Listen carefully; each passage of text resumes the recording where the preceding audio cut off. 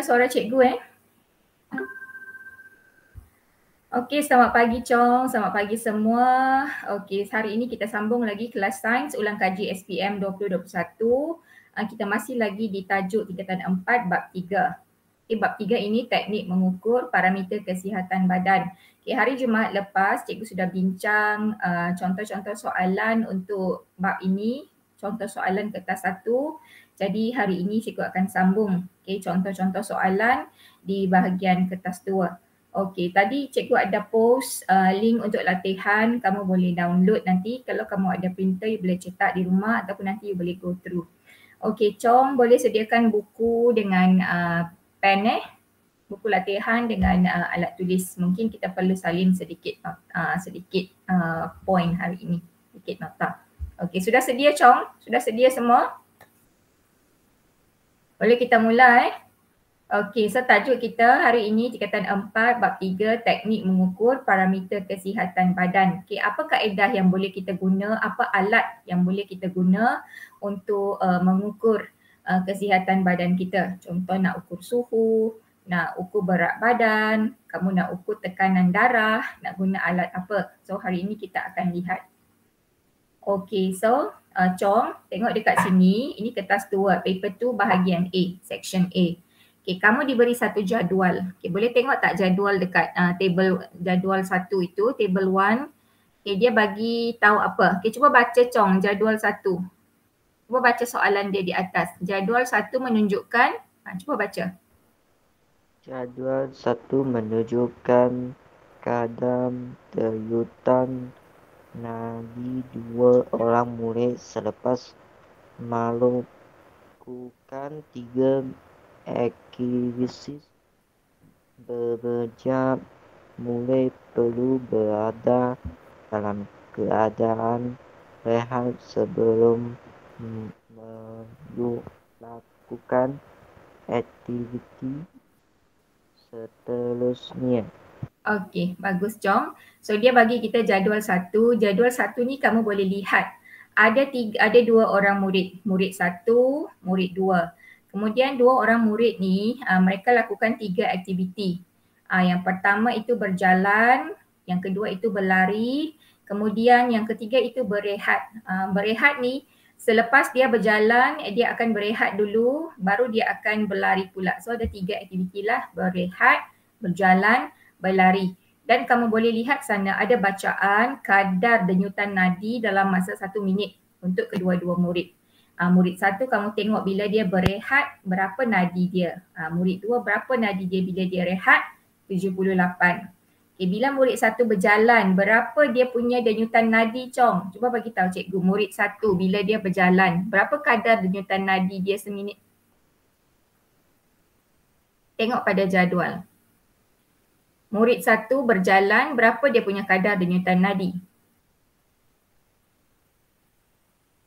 Tengok pada jadual. 96. Kamu tengok berjalan, murid 1 96. Murid 2 pula bila dia berjalan, kadar denyutan nadi dia 100 per minit. Okay.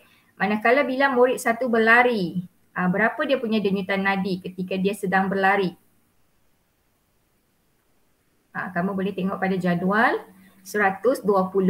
Okay. Untuk murid 2 bila dia berlari, kadar denyutan nadi dia 126. Bila dia rehat 78. Murid 1 bila dia rehat, kadar denyutan nadi dia 64. Kadar denyutan nadi ni macam mana kita kira? Senang saja. Kita letakkan 2 jari sama ada di bawah leher, kamu dapat rasai denyutan nadi di sana. Ataupun kita letak pada sini, pergelangan tangan. Dan kita kira lah, tengok jam kita 1 minit, kita kira ada berapa kali dia berdenyut. Boleh Okey. Soalan pertama, soalan A, dia tanya berdasarkan jadual 1, nyatakan murid yang mempunyai kadar denyutan nadi yang paling tinggi dalam semua aktiviti. Okay, siapa yang ada denyutan nadi yang lebih tinggi? Murid 1 atau murid 2? Dia kata untuk setiap aktiviti. Berehat kamu tengok, nadi siapa yang lebih tinggi? Berjalan, nadi siapa lebih tinggi? Berlari, denyutan nadi siapa lebih tinggi? So jawapan dia yang mana Tong? Siapa?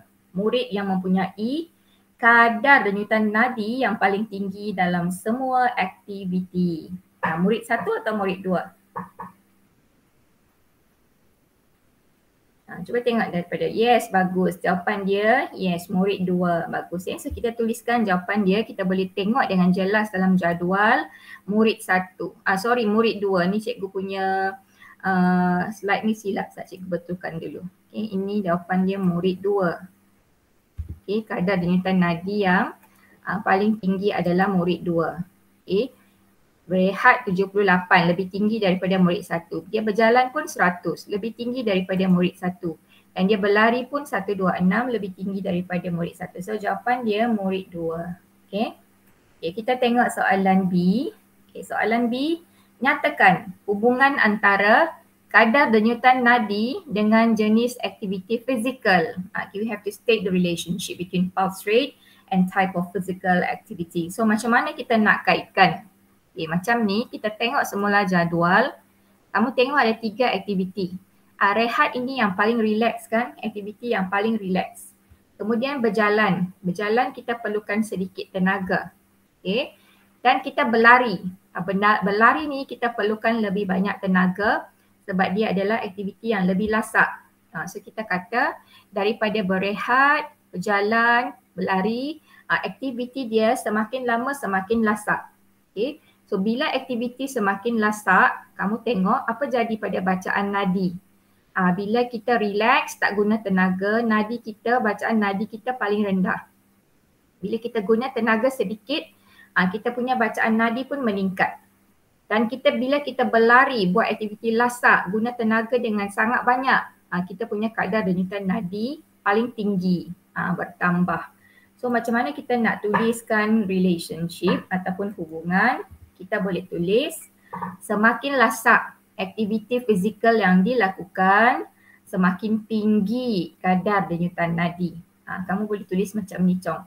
Semakin lasak aktiviti fizikal. Lasak ni maknanya kita perlukan banyak tenaga untuk lakukan aktiviti tersebut. Okay. Semakin lasak aktiviti fizikal yang dilakukan, semakin tinggi ataupun semakin bertambah kadar denyutan nadi. Okay. Ini jawapan untuk soalan B. Okey, Chong, soalan C.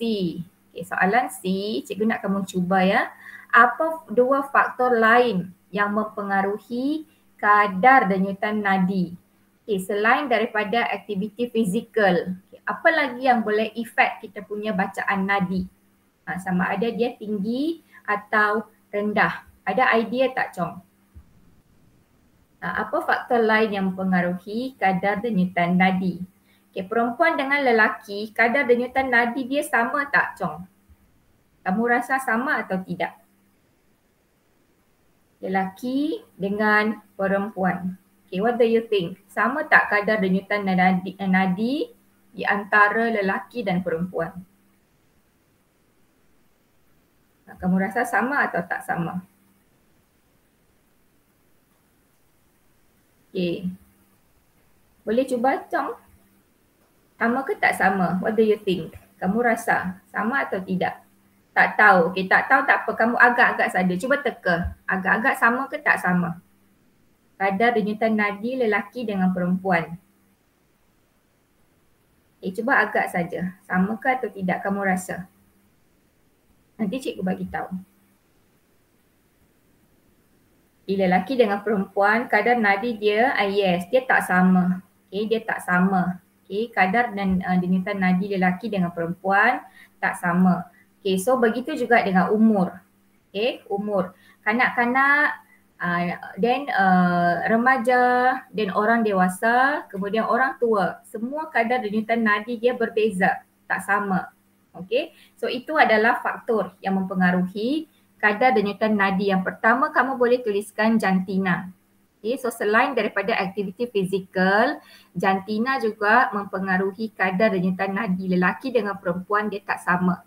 Begitu juga dengan umur. Yang kedua kamu boleh tuliskan umur. Okay.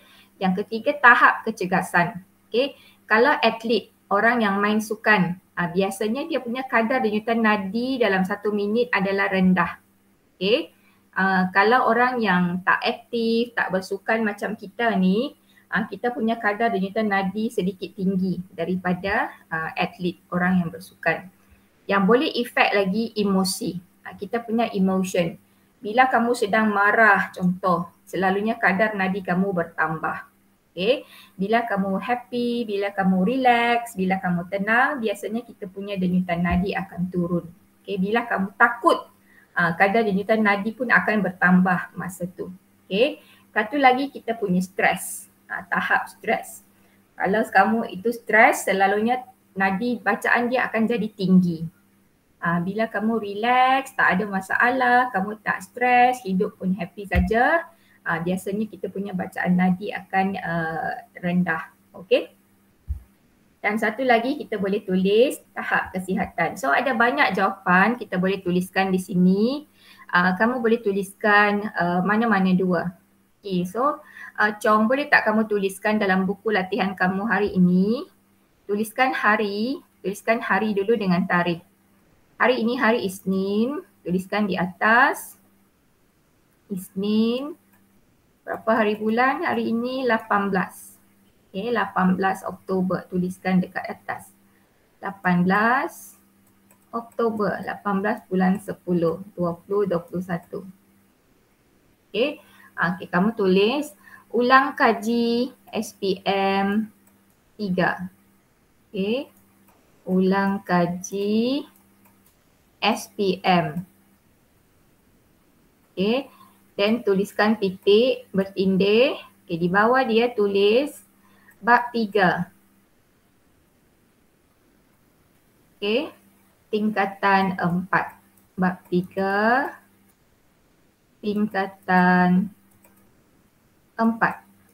Okay, cikgu ulang tuliskan ulang kaji SPM titik 2. Kemudian kamu tulis bawah dia bab 3 tingkatan 4.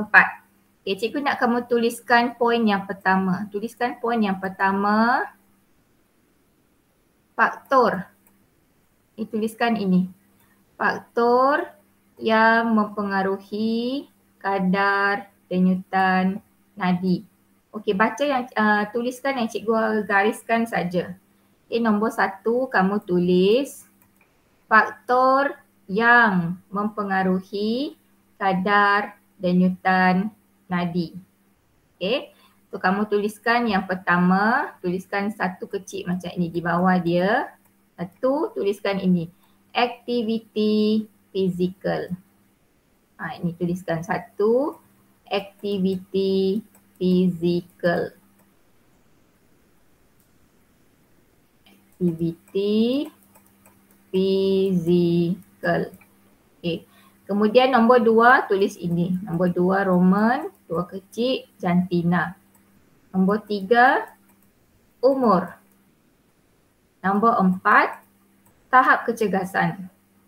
Nombor 5 emosi. Nombor 6 stres.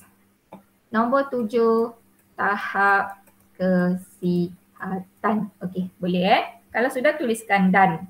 Cikgu ulang, tulis tajuk dulu, ulang kaji SPM, titik bertindih dan bawah dia bab 3 tingkatan 4. Okay, kamu tulis poin nombor 1, faktor yang mempengaruhi kadar denyutan nadi. Dan tulis di bawah dia, 1 Roman, aktiviti fizikal. 2 Roman, jantina. 3 Roman, umur. 4 Roman, tahap kecergasan. 5 Roman, emosi. 6 Roman, stres. 7 Roman, tahap kesihatan. Okay, kalau sudah type dan dekat chat room So at least kamu ingat 2 atau 3. Okay, 2 atau 3 faktor yang mempengaruhi kadar denyutan. Boleh ingat aktiviti fizikal, satu lagi jantina, satu lagi umur. Jantina itu lelaki atau perempuan lah, gender.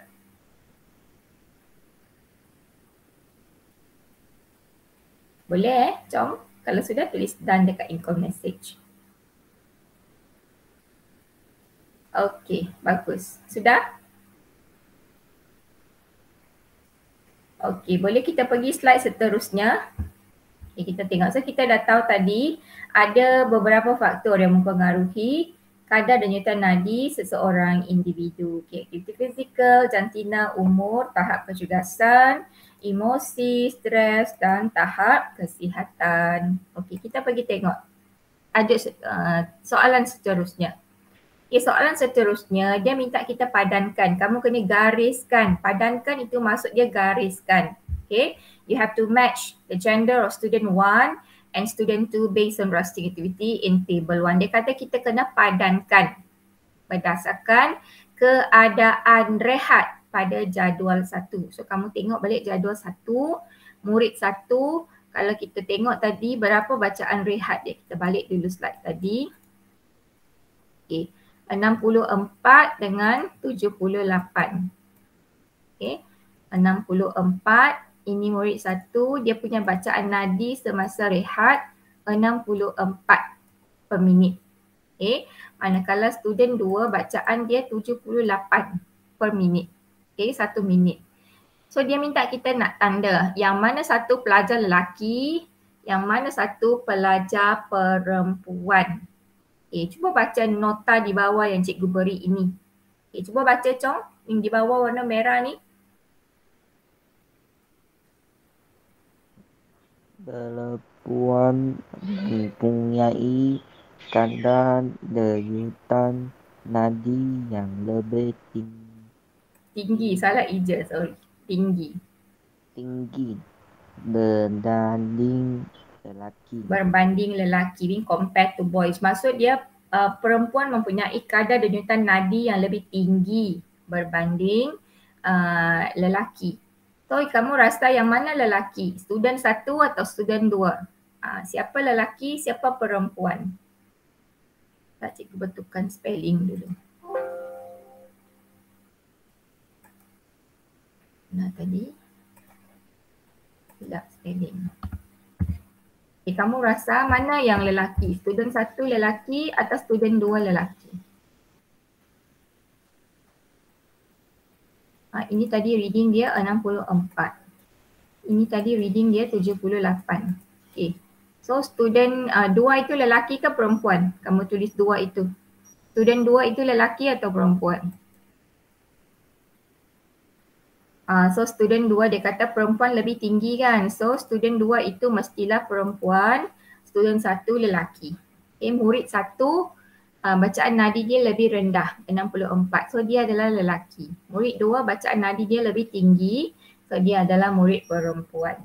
Okay, so ingat perempuan mempunyai kadar denyutan nadi yang lebih tinggi daripada lelaki. Okay, itu untuk bahagian A. Kita sudah habis.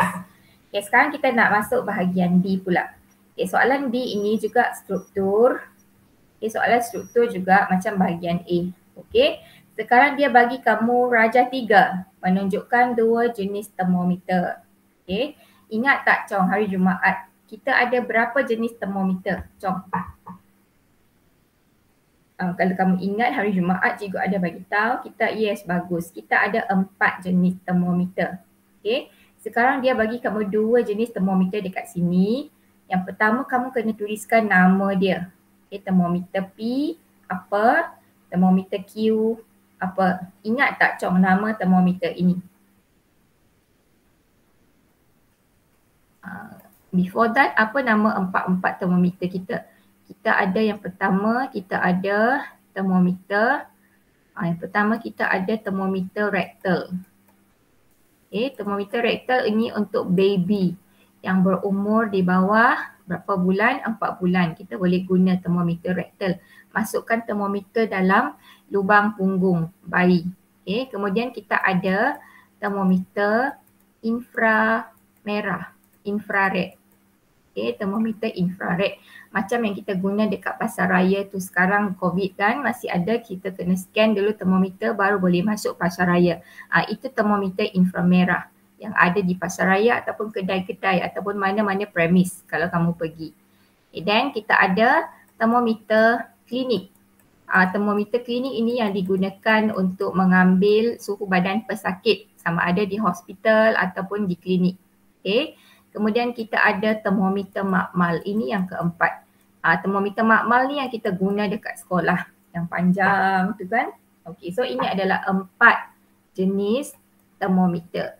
Rektal, inframerah, termometer klinik, termometer makmal. Okay, kamu rasa Q ini yang mana? P ini yang mana? Okay, so pilihkan mana-mana 2. What do you think about P? Kamu rasa P itu yang mana, Chong?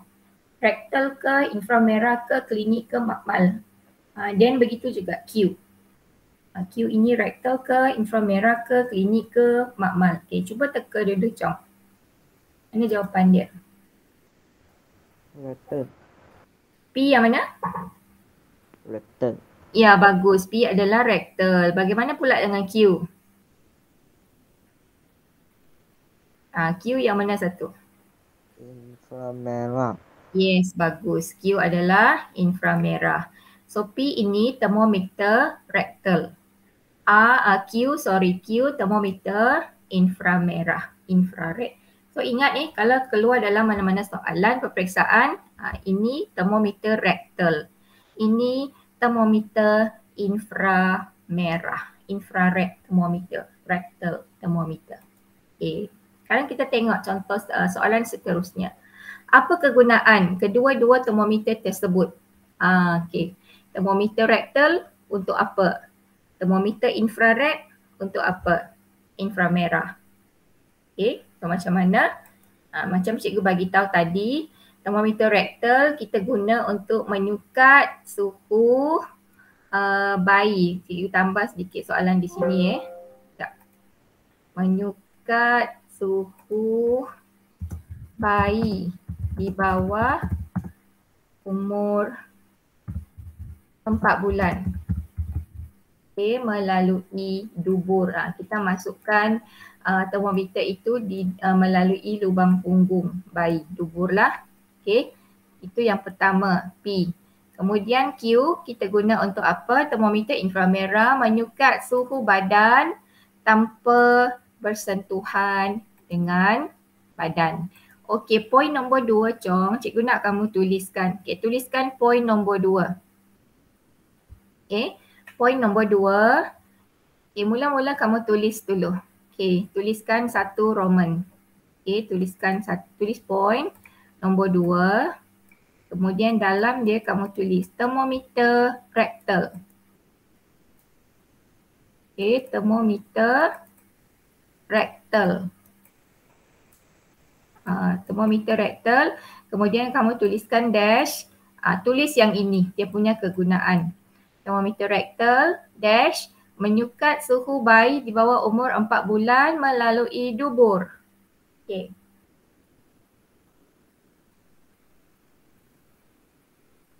Kemudian yang kedua, tuliskan termometer inframerah. Okey, yang kedua, 2 Roman termometer inframerah. Termometer inframerah, tuliskan kegunaannya. Menyukat suhu badan tanpa bersentuhan dengan badan. Sebab kita tak perlu sentuh termometer itu, kita just letak saja dahi kita di hadapan scan sensor dia. So dia akan scan berapa kita punya body temperature at that moment.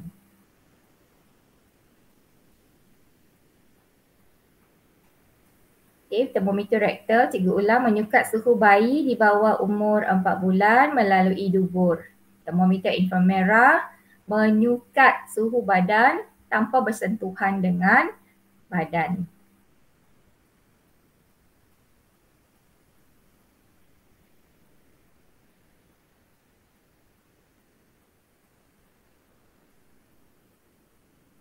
Okay, sudah Chong? Done?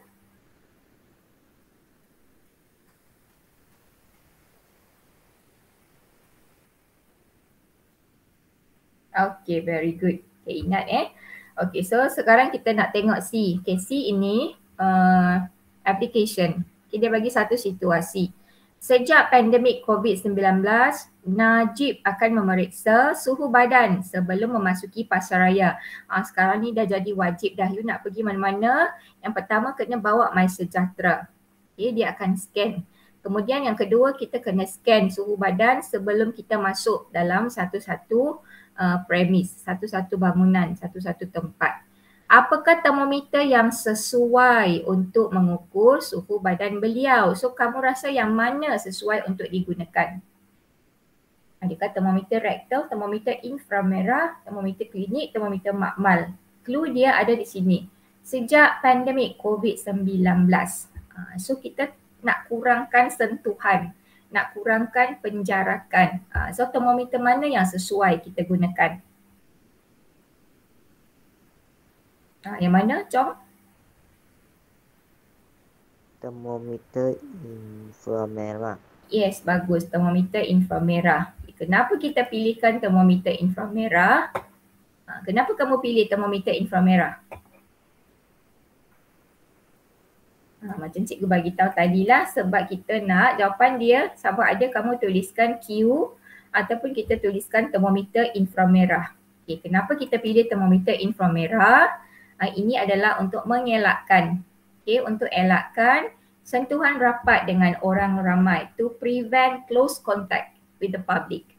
Satu lagi untuk memastikan penjarakan sosial, social distancing. So dengan cara itu kita boleh kurangkan sentuhan, kita boleh kurangkan risiko jangkitan virus COVID-19. Okay, bagus. Okay, sekarang kita tengok pula soalan yang ketiga. Tengok tu siapa dekat ragam darjah 4 tu. Menunjukkan seorang lelaki dengan indeks jisim badan yang tidak unggul. Indeks jisim badan itu adalah BMI. Biasa dengar tak Jom BMI? BMI. Okay, dalam sains kita ada cara, macam mana nak kira BMI. Dalam PJ pun kamu ada belajar. Kamu ada ujian segak dan kamu kena ukur berapa BMI kamu. So kalau tengok di bawah ni, ini adalah formula. Okay, ada satu formula macam mana kita nak ukur kita punya BMI.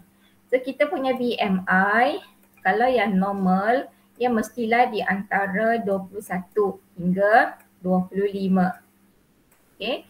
Selalunya kalau di bawah 21 ni, kalau kurang daripada 21, maksudnya berat badan kamu tu tak cukup. Okay. Kamu terlalu kurus, tak sesuai dengan ketinggian kamu. Ataupun lebih daripada 25, besar daripada 25, yang ini kamu mengalami berlebihan berat badan. Ataupun boleh mencapai obesity. So itu adalah tak baguslah. So kita kena maintain dalam range ini, in between 21 until 25. Apa yang kita ada dekat sini, dia kata lelaki ni dia bagi tinggi dia 1.70 meter. Ini dia punya ketinggian. The height of this man is 1.7 meter. Dan dia ada jisim indeks badan, indeks jisim badan BMI 40 kilogram per meter. So 40 ada di sini. Lebih besar daripada 25. So sekarang ini dia mengalami obesity. Obesity. So soalan dia, berapakah berat lelaki ini sekiranya dia ada tinggi ini dan dia punya body mass index 40 kg. Kita guna formula yang dia beri. BMI sama dengan jisim badan dalam kg. Ini kita tak tahu, kita kena kira. Dan bahagi dengan ketinggian kuasa 2 dalam unit meter. So bila kita gantikan, BMI dia beri 40. Ini BMI. So kita tuliskan di sini 40. Sama dengan, ini kita nak cari. Katalah kita letak dia sebagai X. Jisim badan. Jisim badan sama dengan X. Kita simbolkan dia, jisim badan adalah X. Kemudian bahagi dengan apa? Ketinggian kuasa 2. Ketinggian dia berapa? 1.70 meter. So 1.70 kuasa 2. Jangan lupa dia ada kuasa 2 di belakang ni. Cuba kira Chong, berapa nilai X? Ini matematik saja. Kalau ada kalkulator boleh guna, tolong kira berapa nilai X. Jisim lelaki tu, dia punya body mass. Kalau dapat jawapan boleh share dekat in-call message. Cuba kira 40 BMI, X kita nak cari apa itu X, jisim badan dalam kilogram. Ini dia punya tinggi. Daripada formula, ketinggian kuasa 2. So 1.7 kuasa 2. Berapa nilai X?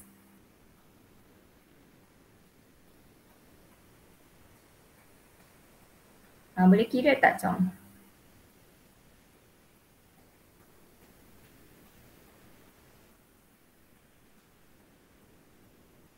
Okay, cikgu bagi masa sikit, kamu boleh kira, ambil kalkulator.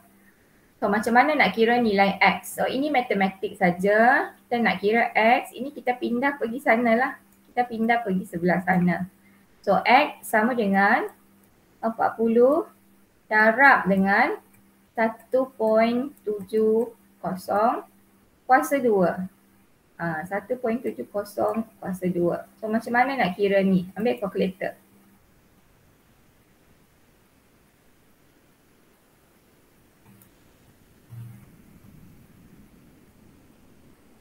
Satu lima. Okay, bagus. Okay, so jawapan dia 115 kilogram.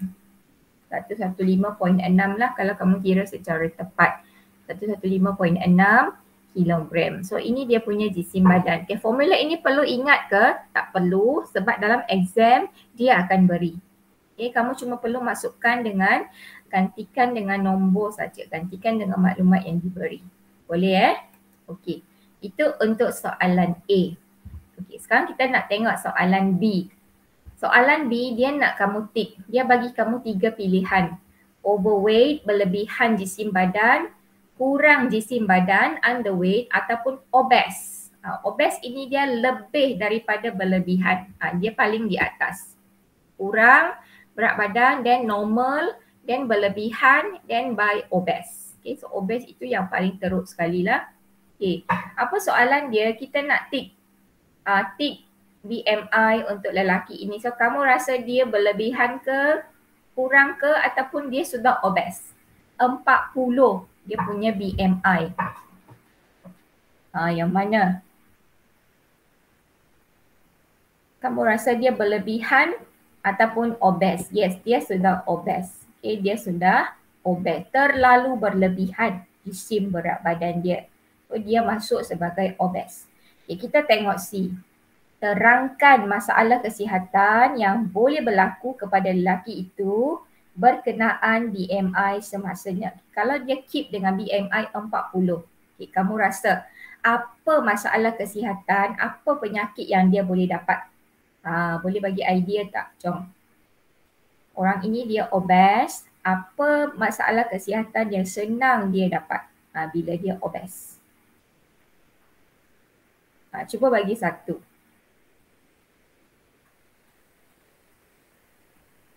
Boleh fikir tak? Cuba bagi satu.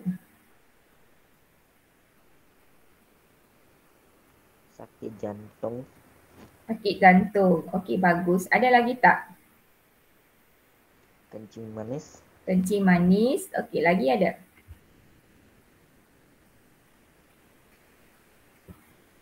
Okey, kita tengok bagus. Yang pertama, dia boleh dapat serangan jantung, heart attack ataupun sakit jantung macam yang kamu bagi tahu tadi lah. Serangan jantung, heart attack ataupun sakit jantung, heart disease. Selalunya akan dapat serangan jantung lah, heart attack. Yang kedua, dia boleh dapat kencing manis. Yes, diabetes mellitus. Dia juga boleh dapat risiko untuk dapat tekanan darah tinggi, high blood pressure, dan daripada high blood pressure ini dia boleh menyebabkan kepada stroke.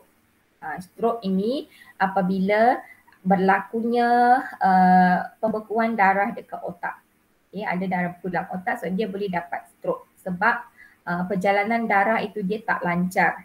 So bila ada darah tersekat dekat sana, oksigen yang sampai ke otak dia tak cukup. So akhirnya dia boleh rosakkan sistem koordinasi dalam badan dan kamu boleh dapat stroke. Mana-mana dua lah kena ingat, serangan jantung, tekanan darah tinggi, stroke ataupun kencing manis. Boleh Okey.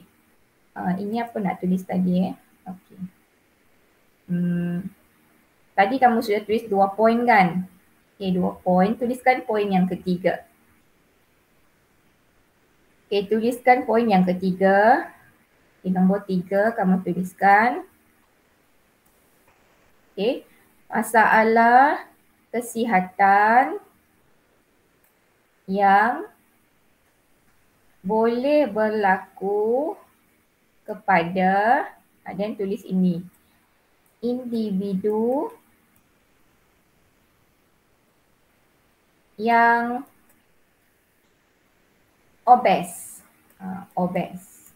Dalam bahasa Melayu dia OBES. Dalam bahasa Inggeris OBESE. So nombor 3 poin dia, masalah kesihatan yang boleh berlaku kepada individu yang obes. Then kamu tulislah nombor 1, satu Roman, serangan jantung. Nombor 2, tekanan darah tinggi, 2 Roman. Nombor 3, stroke. Nombor 4 Roman, kencing manis. Kencing manis ataupun diabetes mellitus. Itu nama lain untuk kencing manis. Okay, dalam bahasa Inggeris kita panggil dia diabetes mellitus. Boleh So at least you ingatlah 2 atau 3 masalah kesihatan yang berkaitan dengan obesity.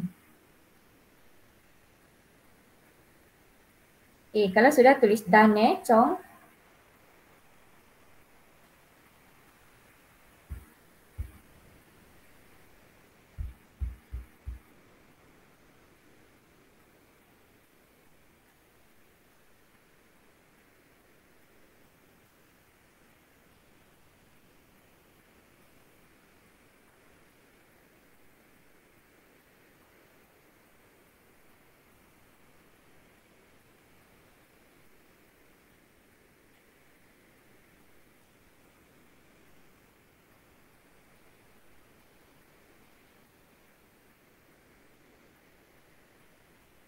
Okay, nombor 3 cikgu ulang Chong. Kamu tuliskan masalah kesihatan yang boleh berlaku kepada individu yang obes. Okay, dan tuliskan poin dia, 1 Roman, serangan jantung. 2 Roman, tekanan darah tinggi. 3 Roman, stroke. 4 Roman, kencing manis.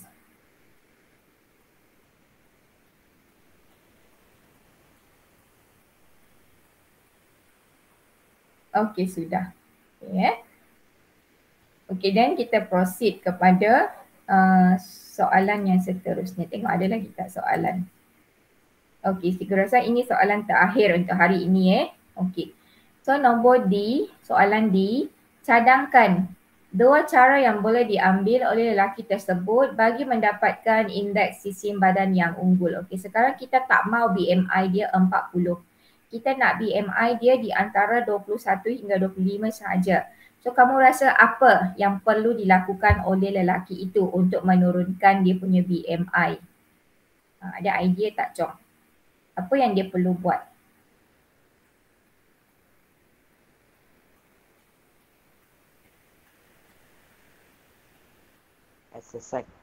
Exercise. Okey, exercise berapa kali seminggu?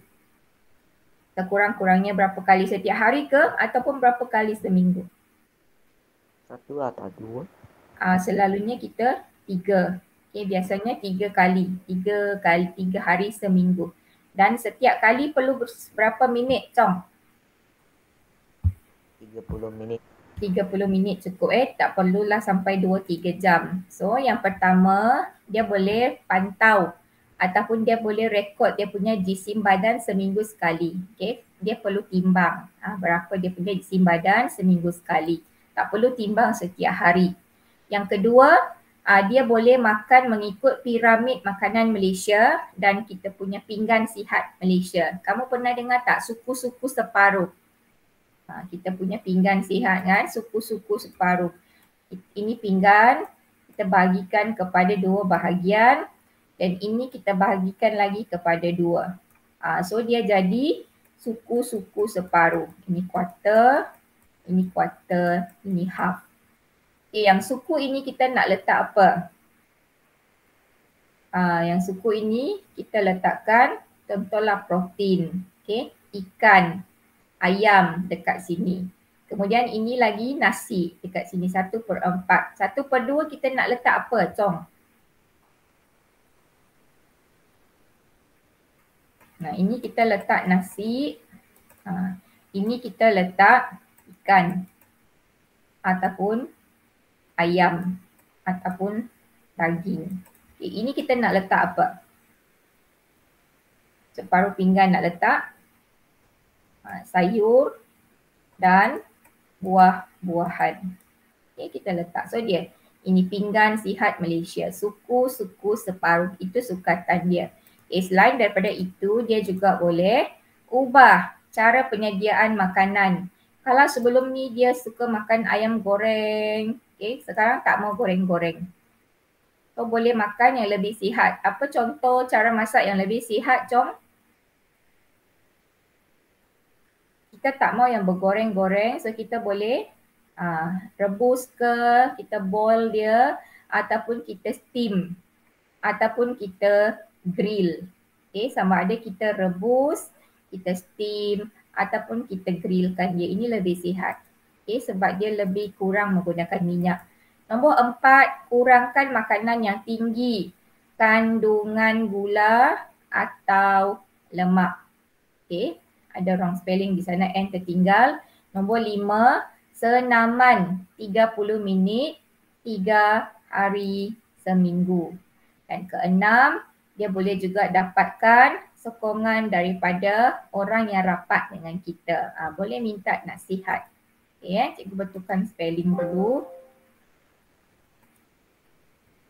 Kandungan. Okey.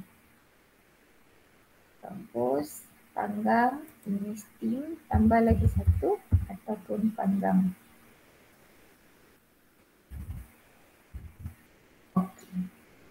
Kamu tulis poin nombor 4. Ini poin yang terakhir lah untuk hari ini. Okey, tuliskan poin nombor 4. Okay, nombor 4, tulis ini. Cara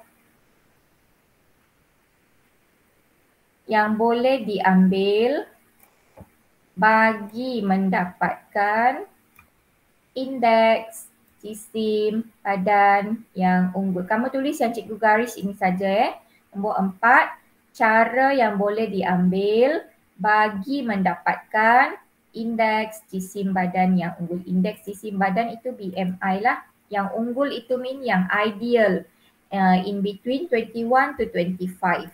Kita tak mau kurang, kita tak mau lebih daripada itu. So ada 6, dituliskanlah semua 6 poin ini. Kalau sudah, kamu boleh tulis done. Okay, first kita boleh record kita punya jisim badan seminggu sekali. Second, kita makan mengikut piramid makanan dan pinggan sihat Malaysia. Again, nombor 3, ubah cara penyediaan makanan. So, daripada goreng, kita cuba rebus, steam ataupun panggang. Nombor 4, kurangkan makanan yang tinggi kandungan gula ataupun lemak. Dan kita perlu senaman, lakukan senaman 30 minit 3 hari seminggu. Okay. Yang terakhir nombor 6, boleh dapatkan sokongan daripada orang yang rapat dengan kita.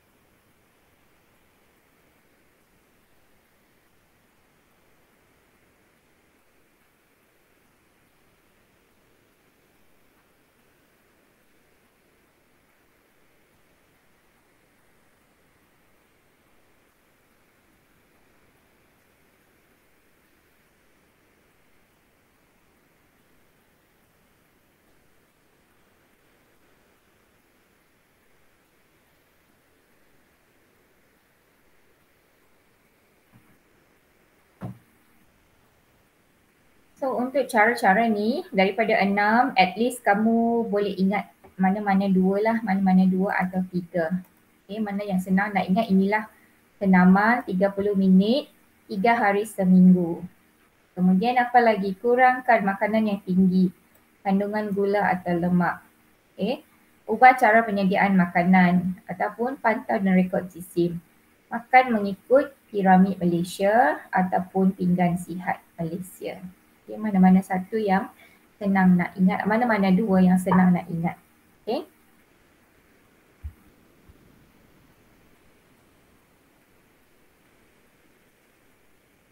Okay, very good.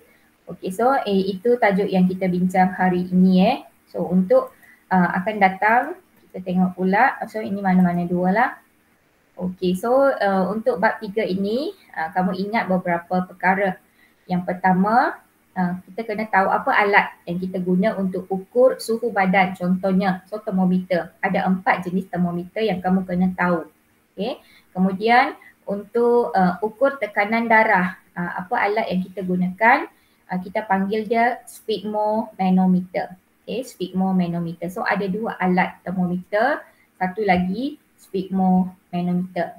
Lepas tu tadi yang ketiga, kena tahulah tentang BMI. Okay, macam mana nak kira BMI, kemudian apa langkah-langkah yang kita boleh lakukan untuk kita mendapatkan BMI yang normal, iaitu BMI yang unggul, supaya kita boleh